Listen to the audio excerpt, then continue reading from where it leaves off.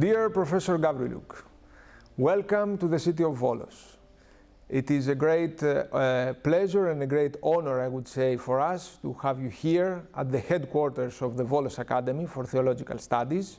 You have came here with the capacity of the founder and the president of IOTA, that stands for International Orthodox Theological Association.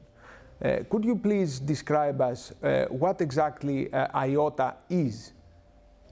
Well, thank you, Nikos. It's always great to return to Volos.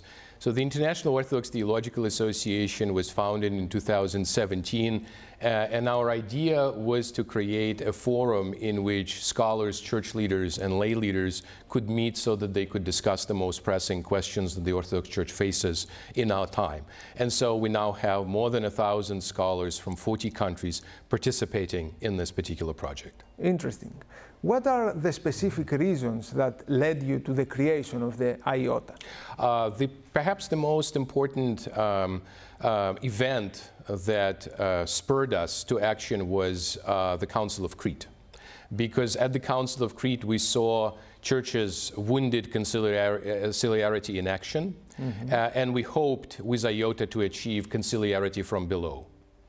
Conciliarity from below. I realize that this is one theme that coincides with the themes of the Volos Academy for Theological Studies, and this is interesting. And could you please describe us the most important achievement of the IOTA's initiative up to date? So, thank you. So to practice conciliarity from below, we gathered together for an inaugural conference in 2019 in Iași, Romania. And that conference brought together a historical number of speakers from 40 countries. We had over 300 speakers attending the event and speaking at the conference. And the overall theme of that event was pan-Orthodox unity and conciliarity. Interesting, impressive numbers.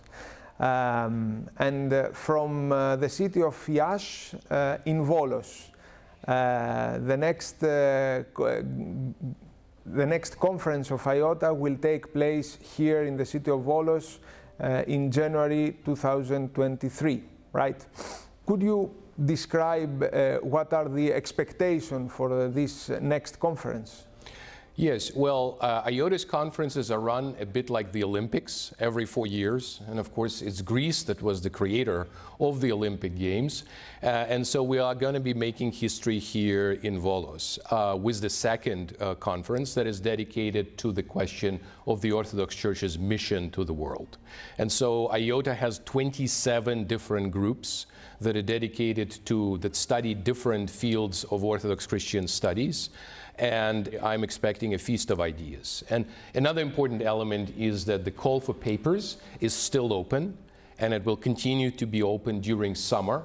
And so we are welcoming contributions from, especially from junior scholars to the conference, because we very much hope that this conference would become an opportunity for some new voices within Orthodoxy to be heard. You can expect the crème de la crème of the Orthodox world to be present in Volos at the time. I'm personally very excited about our cooperation with the Volos Theological Academy. I've known now for more than 10 years its founder, Professor Panteleimon Kalaitzidis. We've worked together very well.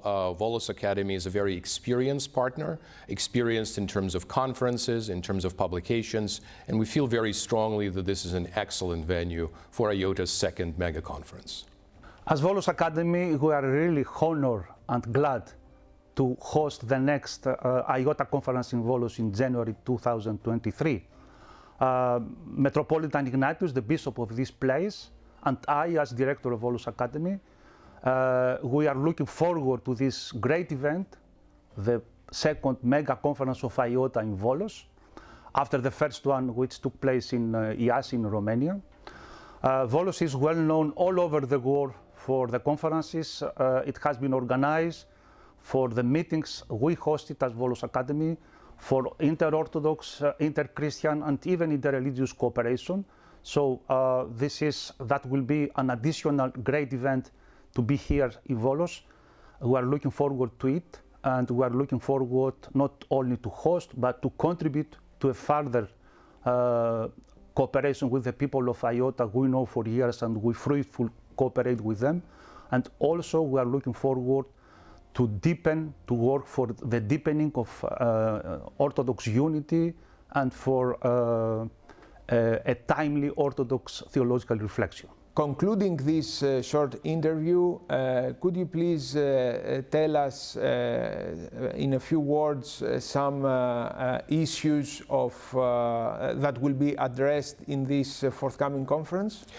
Yes, so we plan, in addition to the overall subject of mission, we're going to be talking about the questions that so many people are asking today. So, for example, we'll be dealing with the issue of the social doctrine of the church and relationship between church and society. We'll be dealing with the question of war and peace. Of course, that's been, the situation in Ukraine has been on our minds for quite some time. We'll be also returning to the question of pan-Orthodox unity. Also, just about any burning issue that the church needs to be addressing today will certainly be on the table. We also have groups that are addressing classical and fundamental questions. I myself was trained as a patristic scholar, and so these are also questions that are very, very dear to me. We will also be talking about, of course, the church in the time of the pandemic and post-pandemic. Mm-hmm.